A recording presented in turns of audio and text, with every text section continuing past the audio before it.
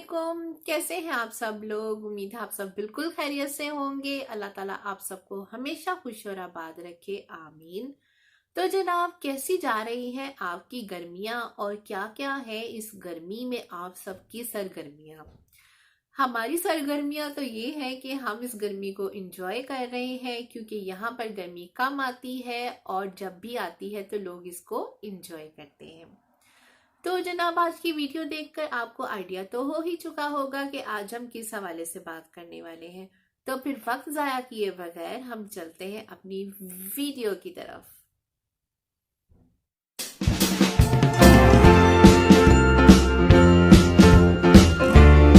जी हाँ जनाब, आज हम बात करेंगे आइल्स लाइफ स्किल A1 टेस्ट के हवाले से। जी तो फ्रेंड्स, आइल्स लाइफ स्किल A1 टेस्ट के बारे में मैं आपको सबसे पहले ये बताती चलूं कि ये वो टेस्ट है जो यूके स्पाउस वीज़ा अप्लाई करने के लिए एक बहुत ही अहम डिमांड है होम ऑफिस की। यानी अगर हम आसान अल्फाज में कहें तो ये वो पहला स्टेप है जो हमने स्पाउस वीज़ा अप्लाई करने के लिए लेना है। चाहे कोई हस्बैंड है वो अपनी वाइफ के पास जाना चाह रहा है, चाहे कोई वाइफ है वो अपने हस्बैंड के पास जाना चाह रही है, तो ये दोनों मेल और फीमेल के लिए ये टेस्ट बहुत ज़रूरी है। यानी जब तक वो ये टेस्ट पास नहीं करेंगे वो यूके स्पाउस वीज़ा के लिए अप्लाई नहीं कर सकते। तो जनाब, मैंने इस टेस्ट को पास किया था, तो मेरी कुछ फ्रेंड्स और कोलीग्स ने मुझसे इसके बारे में इंफॉर्मेशन ली। तो मुझे लगा कि मुझे इस पर एक वीडियो बनानी चाहिए, क्योंकि जब मैंने इस टेस्ट को देना था तो मेरी भी इस टेस्ट को लेकर बहुत ज़्यादा कन्फ्यूजन्स थी, जो टेस्ट को देने के बाद वो कन्फ्यूजन्स दूर हुई। तो सबसे पहले मैं आप लोगों को यही कहना चाहूँगी कि आप लोगों ने इस टेस्ट को लेकर बिल्कुल भी घबराना नहीं है। यानी ये टेस्ट बिल्कुल भी मुश्किल नहीं है और 2 या 3 हफ्ते में हम इजीली इसकी प्रेपरेशन कर सकते हैं। वो हम कैसे कर सकते हैं ये मैं आपको बताती हूँ।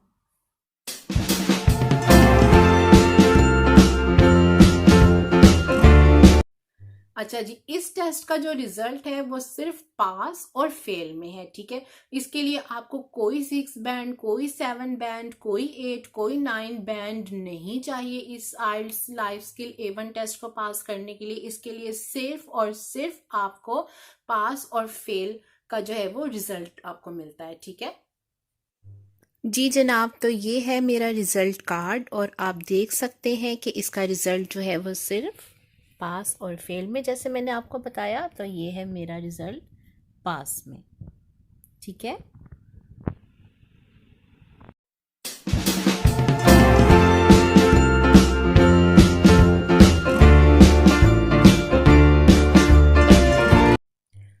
जी तो फ्रेंड्स, अब मैं आपको ये बता दूं कि ये टेस्ट कितने टाइम के लिए वैलिड होता है, ठीक है।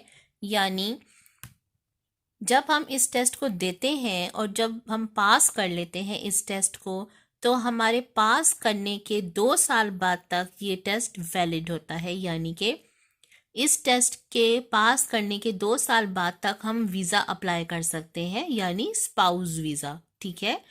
और जब हमारा 2 साल के बाद ये टेस्ट एक्सपायर हो गया है, तो हम फिर उसके बाद जब वीज़ा अप्लाई करते हैं, यानी कि बिल फर्ज अगर हमारा वीज़ा इन 2 साल में नहीं लग पाया तो फिर हमें इस टेस्ट को दोबारा देना पड़ेगा, ठीक है, क्योंकि इसकी वैलिडिटी सिर्फ 2 ईयर्स तक है।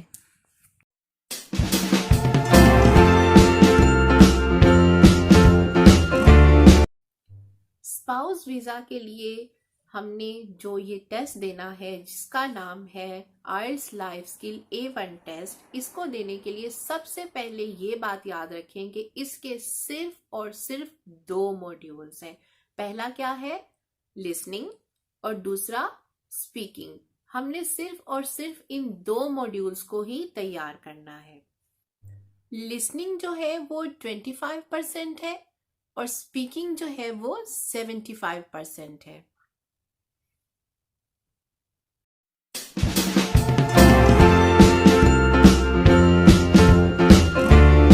इस टेस्ट को पास करने के लिए आपकी कोई भी एजुकेशन रिक्वायर नहीं है, यानी अगर आपने मिडिल पास किया हुआ है तो भी आप ये टेस्ट दे सकते हैं, मैट्रिक है तो भी, और अगर FA BA या MA है तो क्या ही बात है। तो मैं आपको बताती हूँ कि इस टेस्ट में कितने स्टेप्स होते हैं, कितना टाइम इस टेस्ट में लगता है और किस तरह से ये टेस्ट लिया जाता है।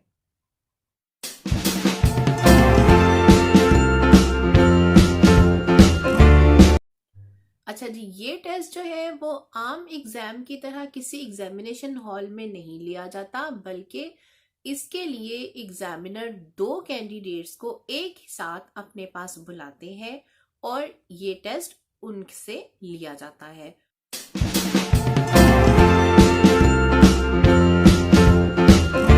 ये जो एग्जाम है इसके टोटल 2 फेजेस हैं, ठीक है, फेज 1 एंड फेज 2।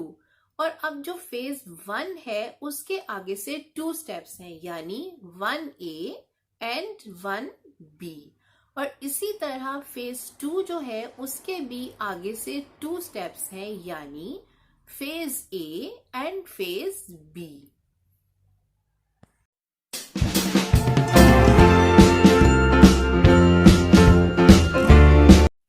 अच्छा तो जनाब, अब स्टार्ट होता है हमारा एग्जाम। इस एग्जाम का दौरानिया 18 मिनट से 20 मिनट तक का होता है। और इस एग्जाम में जो 2 कैंडिडेट्स हैं, एक को A का नाम दे दिया जाता है और एक को B का नाम दे दिया जाता है। और अब एग्जामिनर स्टार्ट लेता है कैंडिडेट A से। और जैसा कि मैं पहले आपको बता चुकी हूँ कि इस एग्जाम के 2 फेजेस हैं, ठीक है, नंबर 1 एंड नंबर 2। और नंबर 1 के 2 स्टेप्स हैं। तो सबसे पहले स्टार्ट होता है नंबर 1 से, 1A से, ठीक है। 1A में एग्जामिनर सबसे पहले हमारा हमसे इंट्रोडक्शन लेगा और हमें बहुत ही अच्छा और छोटा सा अपना इंट्रोडक्शन तैयार कर लेकर जाना है। उसके बाद एग्जामिनर पूछेगा हमसे, किसी भी टॉपिक पर वो बात कर सकता है और वो टॉपिक बहुत ही आसान होते हैं। जैसे कि शॉपिंग पर हमसे पूछ सकता है, डू यू लाइक शॉपिंग। तो आपने बिल्कुल भी इसका आंसर येस और नो में नहीं करना, ठीक है। तो आप उसको ये कह सकते हैं, yes I like shopping, when ever I have time I go for shopping. कुछ भी आप बोल सकते हैं, इसको आगे से आगे आप इलेबोरेट कर सकते हैं, ठीक है। तो इसी तरह ये फेज 1A जो है वो पहले A से बात होगी और फिर कैंडिडेट B से बात होगी।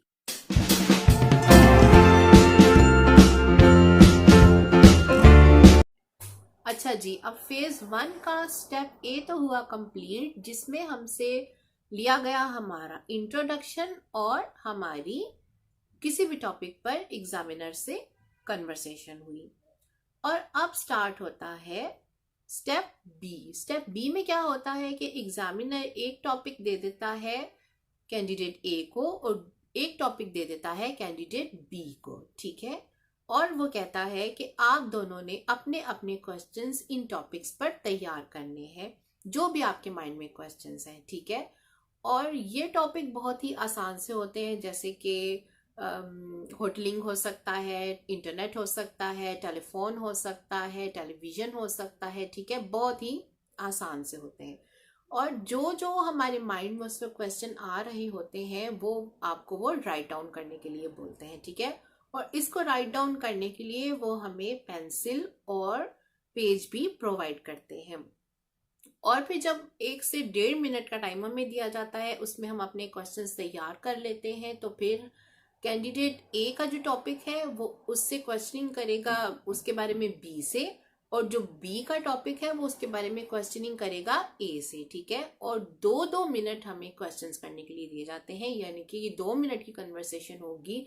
जो A ने अपने क्वेश्चन तैयार किए हैं वो B से पूछ रहा है 2 मिनट के टाइम में, ठीक है। और जो B ने अपने क्वेश्चन तैयार किए हैं वो A से पूछेगा 2 मिनट के टाइम में, ठीक है। यानी कि टोटल ये हमारा 4 मिनट का प्रोसीजर होता है, ठीक है।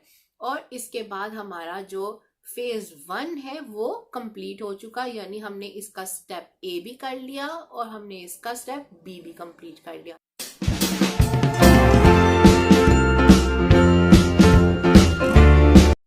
अच्छा जी, अब स्टार्ट होता है फेज 2। और फेज 2 के जैसे मैंने आपको पहले बताया कि 2 स्टेप्स हैं, 2A और 2B। अब स्टार्ट होता है 2A। 2A में क्या होता है कि एग्जामिनर दोनों कैंडिडेट्स के लिए एक ऑडियो रिकॉर्डिंग चलाता है, और वो रिकॉर्डिंग 10 से 15 सेकंड्स की होती है, जिसको हमने गौर से सुनना है, क्योंकि ये बेसिकली हमारा लिसनिंग टेस्ट है इस वक्त, ठीक है। लेकिन होता क्या है कि एग्जामिनर इस रिकॉर्डिंग को चलाने से पहले हमें एक पेज देता है, जिस पर हमारी रिकॉर्डिंग के हवाले से पिक्चर्स बनी हुई होती हैं, जिनको हम रिकॉग्नाइज कर सकते हैं अपनी ऑडियो के हवाले से, ठीक है। अब हमने उस रिकॉर्डिंग को दोनों कैंडिडेट्स ने गौर से सुनना है, और फिर 10 से 15 सेकंड के बाद उसने वो रिकॉर्डिंग को बंद करना है एग्जामिनर ने, और हम दोनों से एक एक या दो दो सवाल वो उस रिकॉर्डिंग के बारे में पूछेंगे, ठीक है। उसके बाद फिर उन्होंने रिकॉर्डिंग 2 चला देनी है, ठीक है। और फिर रिकॉर्डिंग 2 जब उन्होंने चलानी है तो उसको भी 10 से 15 सेकंड के लिए उन्होंने चलाना है, उसके बाद उसको उन्होंने बंद कर देना है, ठीक है। और फिर उस रिकॉर्डिंग में से भी उन्होंने कैंडिडेट ए से और कैंडिडेट बी से 2 या 3 सवाल जितने भी वो करना चाहते हैं वो कर सकते हैं, ठीक है। तो इस तरह से ये तकरीबन 4 से 5 मिनट इस प्रोसेस में जो है ना वो लग जाते हैं, ठीक है।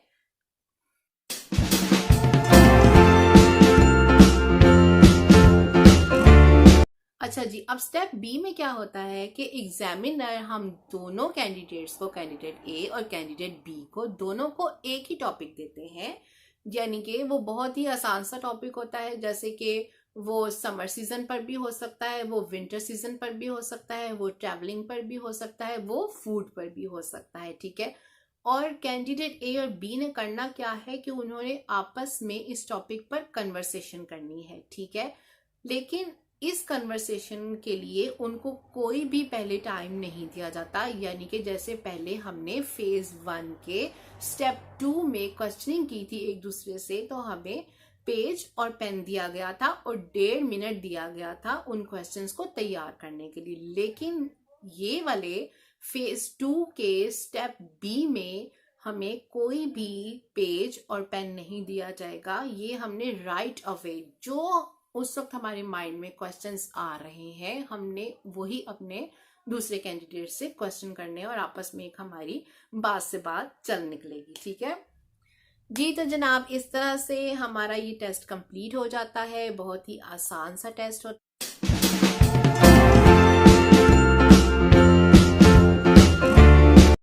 अच्छा जी, अब बात करते हैं कि आपने इसकी प्रेपरेशन कैसे करनी है। अगर आप चाहें तो आप इसकी प्रेपरेशन इंटरनेट के थ्रू भी कर सकते हैं, क्योंकि इंटरनेट पर बहुत सारे सैम्पल टेस्ट दिए गए हैं। आप उन सैम्पल टेस्ट को देखें, उनके जो इनमें जिन टॉपिक्स पर बात की गई है, इन टॉपिक्स की एक लिस्ट बनाएं, इनको नोट डाउन करें। अपनी फैमिली, अपने फ्रेंड्स, अपनी बहन, अपने भाई, अपने कज़न, जिसके साथ भी आप बैठकर तैयारी करना चाहते हैं, आप उसकी तैयारी करें।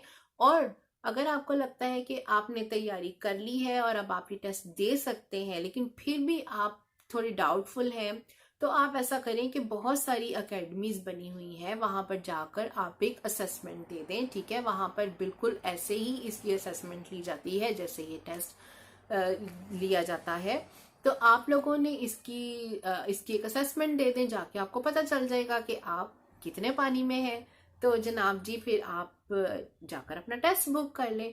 हाँ, और अगर वो लोग जिनको लगता है कि जिनके पास इंटरनेट की सहूलत भी मौजूद नहीं है, बहुत ज़्यादा क्वालिफिकेशन भी नहीं है, उन्हें बहुत मुश्किल लग रहा है इसकी तैयारी करना, तो फिर आप ऐसे करें कि बहुत सारी एकेडमीज बनी हुई हैं, आप वहाँ जाएं। आप महीने की, हफ्ते की, 2 हफ्ते की, जितना भी आपको लगता है कि अब आप जो है वो इस टेस्ट की तैयारी के लिए आपको टाइम चाहिए, आप जाकर तैयारी करें। हाँ, लेकिन इतना मैं ज़रूर कहूँगी कि जब आपको लगे कि अब आप इस टेस्ट को देने के लिए तैयार हैं, तो ही इस टेस्ट को बुक करें।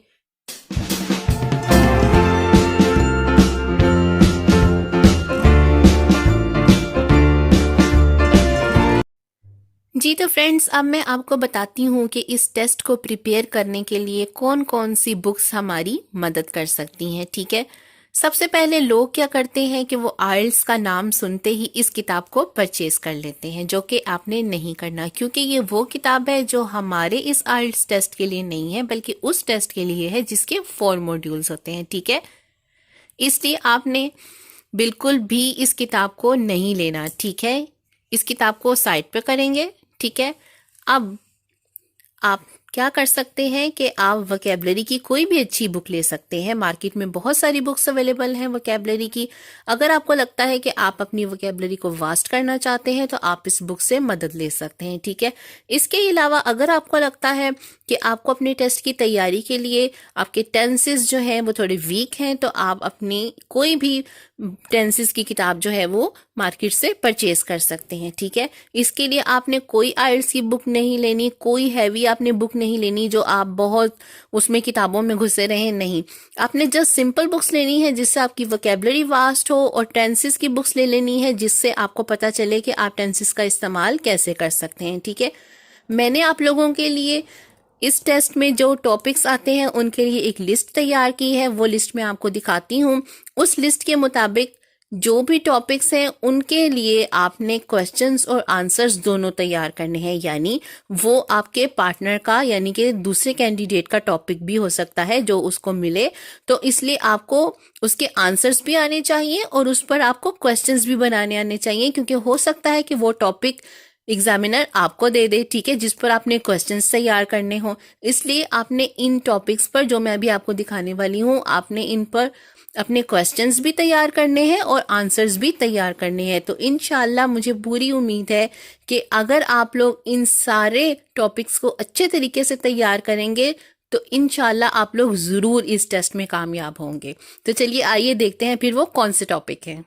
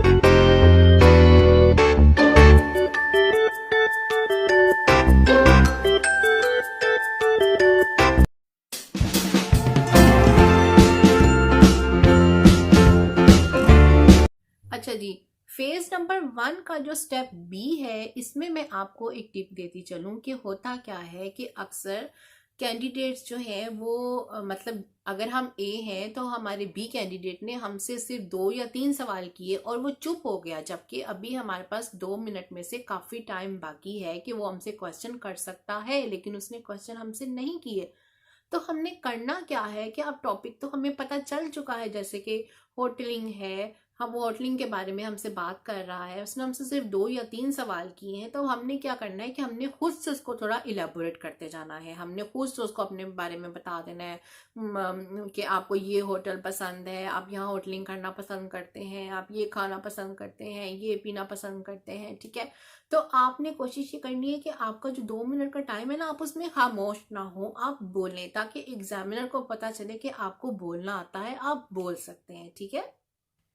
टेस्ट के दौरान किसी भी स्टेप पर आपने अपना कॉन्फिडेंस लेवल लूज नहीं करना, क्योंकि इसका बहुत बुरा इम्पैक्ट पड़ता है हमारे एग्जामिनर पर। अच्छा जी, फेज 2 का जो स्टेप बी है, इसके लिए एक टिप ये है जो मैंने आपको पहले भी दी है कि अगर आपका कैंडिडेट दूसरा कैंडिडेट जो है वो आपसे बहुत ज्यादा क्वेश्चनिंग नहीं कर रहा, तो आपने खुद से उसको इलेबोरेट करना है और बताते चला जाना है, बताते चले जाना है, ताकि आप खामोश ना हो और एग्जामिनर पर ये इम्पैक्ट ना पड़े कि आप बोल नहीं सकते, ठीक है।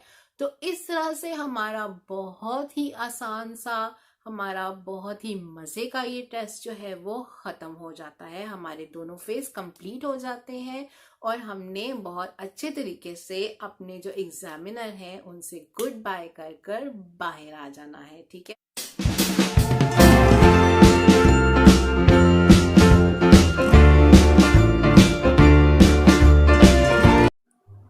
अच्छा जी, अब मैं आपको बताती चलूँ कि इस टेस्ट को देने जाने के लिए आपके पास कौन कौन से डॉक्यूमेंट्स होना ज़रूरी है।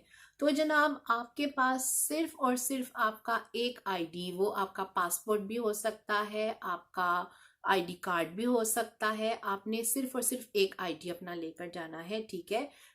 पासपोर्ट बिल्कुल भी ज़रूरी नहीं है। मुझे किसी ने बहुत गलत गाइड किया था कि पासपोर्ट होना ज़रूरी है, इसलिए आपने अपना पासपोर्ट लेकर जाना है। तो मेरा पासपोर्ट अभी उस वक्त नहीं बना हुआ था, तो फिर मैंने अपना स्पेशली पासपोर्ट बनवाया और फिर मैंने अपना टेस्ट बुक किया। तो जब मैं टेस्ट देने के लिए गई और पता चला कि पासपोर्ट तो ज़रूरी नहीं है, आप अपना आईडी कार्ड भी लेकर जा सकते हैं जस्ट, और पिक्चर जो है वो आपकी वहीं पर वो उसी वक्त ही बना लेते हैं जो आपके रिजल्ट कार्ड पर लग कर आती है पिक्चर। ठीक है। तो इसलिए आप लोगों ने बिल्कुल भी मिसगाइड नहीं होना। आप लोगों ने अपना पासपोर्ट बिल्कुल भी ज़रूरी नहीं है, अगर है तो ठीक है, अगर नहीं है तो बिल्कुल भी ज़रूरी नहीं है कि आपका पासपोर्ट भी होना चाहिए इस टेस्ट को देने जाने के लिए। हाँ, और दूसरी बात ये कि जब मैंने इस टेस्ट को देना था तो मुझे बहुत सारे लोगों ने कहा कि आपका निकाह नहीं हुआ हुआ और निकाह होना ज़रूरी है, क्योंकि ये टेस्ट तो स्पाउस वीज़ा के लिए है और स्पाउस वीज़ा के लिए आप टेस्ट देने जा रही हैं और आपका तो निकाह ही नहीं है अभी हुआ, तो ये कैसे कंफर्म होगा कि आप स्पाउस वीज़ा के लिए। तो ये बिल्कुल भी ज़रूरी नहीं है यार। लोग बहुत ज़्यादा हमें गलत इन्फॉर्मेशन देते हैं और हम लोग चूँकि फर्स्ट टाइम किसी चीज़ को एक्सपीरियंस करने जा रहे होते हैं तो हमें लगता है कि जो कोई कह रहा है वही ठीक है, तो ऐसा बिल्कुल नहीं था। जब मैंने ब्रिटिश काउंसिल कॉल कर कर पता किया तो उन्होंने बोला कि ये बिल्कुल भी ज़रूरी नहीं है कि आपका निकाह हुआ होना चाहिए स्पाउस वीज़ा के लिए जब आप टेस्ट देने आ रहे हैं। तो आप निकाह से पहले भी इस टेस्ट को दे सकते हैं। तो मैंने भी अपने निकाह से पहले ही इस टेस्ट को दिया था, क्योंकि फिर मेरी फैमिली को, मुझे, मेरे हस्बैंड को लगता था कि फिर मैं शादी की तैयारियों में मसरूफ़ हो जाऊंगी तो उस टेस्ट की मैं प्रेपरेशन नहीं कर पाऊंगी, इसलिए मैंने निकाह से उसको पहले ही इस टेस्ट को दे दिया था। तो आप लोगों ने इसके लिए बिल्कुल भी परेशान नहीं होना कि आपका पासपोर्ट बना हुआ होना चाहिए। आपका पासपोर्ट नहीं है तो आप इस टेस्ट को देने नहीं जा सकते, या फिर अगर आपके पास आपने अभी आपका निकाह नहीं हुआ तो आप इस टेस्ट को नहीं दे सकते, ऐसा बिल्कुल भी नहीं है। और ये भी ज़रूरी नहीं है, कुछ लोगों ने कहा कि पासपोर्ट और निकाह होना इसलिए ज़रूरी है कि हस्बैंड का नाम साथ लगा होना चाहिए। नहीं, बिल्कुल भी नहीं, ये बिल्कुल ज़रूरी नहीं है। आप अपने फादर के नाम के साथ जाकर अपना जो आईडी कार्ड है वो दिखा सकती हैं। आपकी सिर्फ आईडी की ज़रूरत है, आपने अपना आईडी कार्ड जाकर उनको दिखाना है और आप उस एग्ज़ाम के लिए आप एलिजिबल हैं। और आपको कोई, आपका ज़रूरी नहीं है कि आपका निकाह भी हुआ हो, आपके पास पासपोर्ट भी हो, नहीं। मैंने पहले पासपोर्ट बनवाया, फिर उसके बाद जब मेरा निकाह हुआ तो ऑब्वियसली मेरा नाम चेंज होना था, मेरे हस्बैंड का नाम मेरे नाम के साथ लगना था। तो हुआ ये कि अभी 8-10 दिन पहले जो मैंने 5,500 जो था वो एक मैंने पासपोर्ट पर लगाया। तो फिर जब मैंने अपना नाम चेंज किया, मेरा आईडी कार्ड चेंज हो गया, मेरा नाम सोबिया से पहले मेरे नाम के साथ मेरे फादर का नाम था सोबिया रियाज खान, पहले मेरा नाम था, और फिर मेरा नाम हुआ सोबिया कामरान।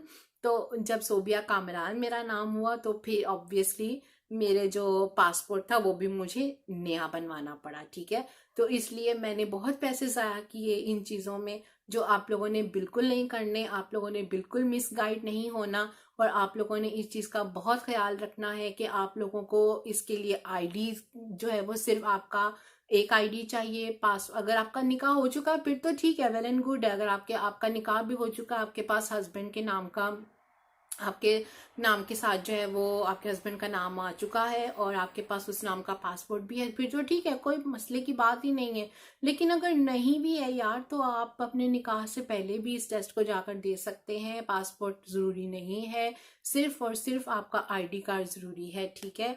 तो इसका रिजल्ट जो है वो 6 से 8 दिन के अंदर आपके घर पर आ जाता है। जो भी आपने अपना एड्रेस दिया होता है उस पर आपके वो उस एड्रेस पर वो खुद ब खुद पहुंच जाता है। कोई इसका इंटरनेट पर कोई किसी वेबसाइट पर इसका रिजल्ट नहीं शो होता, सिर्फ और सिर्फ इसका रिजल्ट पास और फेल में है, ठीक है। इसलिए आपने बिल्कुल भी नहीं घबराना। आई होप आपको आज की वीडियो अच्छी लगी होगी। अगर वीडियो अच्छी लगी है तो इसको लाइक कीजिए, अपनी फैमिली और फ्रेंड्स के साथ शेयर कीजिए। हाँ, और अगर आप लोग चाहते हैं कि मैं अपना सारा एक्सपीरियंस आपसे शेयर करूं कि मैंने और मेरे हस्बैंड ने किस तरह से हमने जो है वो अपना वीज़ा अप्लाई किया, कौन कौन से डॉक्यूमेंट्स लगाए, वो कौन से डॉक्यूमेंट्स हैं जिनके बारे में हमें हमारा लॉयर भी ठीक से नहीं बताता, तो हमें जो है वो हमने कौन से डॉक्यूमेंट्स लगाए जिसकी वजह से अल्हम्दुलिल्लाह अल्हम्दुलिल्लाह अल्हम्दुलिल्लाह मेरा वीज़ा विद इन 4 वीक्स मेरा वीज़ा लग गया था। जिसकी वजह ये थी कि मेरे हस्बैंड ने मेरी फाइल इतनी अच्छी तैयार की थी कि उन्होंने कोई भी मौका, कोई भी एलिगेशन का मौका उन्होंने होम ऑफिस को नहीं दिया। इसलिए अगर आप लोग चाहते हैं कि मैं कोई ऐसी वीडियो बनाऊं जिसमें मैं ये शेयर करूं कि स्पाउस वीज़ा को अप्लाई करने के लिए हमने कौन कौन से डॉक्यूमेंट्स लगाए थे जो इसेंशियल हैं, इसके अलावा हमने क्या स्ट्रेटजी इख्तियार की थी, कैसे हमने फाइल बनाई थी, तो अगर आप चाहते हैं कि मैं आपके साथ वो शेयर करूं तो आप लोग मुझे कमेंट सेक्शन में ज़रूर बताइए। मैं आपके साथ ज़रूर शेयर करूंगी अपना वो सारा जर्नी जो मैं लाहौर से लंदन तक आई, कैसे वीज़ा अप्लाई किया, कैसे मेरा वीज़ा लग कर आया, मेरी क्या फीलिंग्स थी, मेरी फैमिली की क्या फीलिंग्स थी, तो मैं आपके साथ ज़रूर शेयर करूंगी। अगर आप लोग चाहेंगे तो मेरी वीडियोस को लाइक कीजिए, अपनी फैमिली फ्रेंड्स के साथ शेयर कीजिए और मेरे चैनल को सब्सक्राइब करना तो बिल्कुल भी नहीं भूलिएगा। तो मिलती हूँ किसी नेक्स्ट वीडियो में, तब तक के लिए दीजिए मुझे इजाज़त। अल्लाह हाफिज़।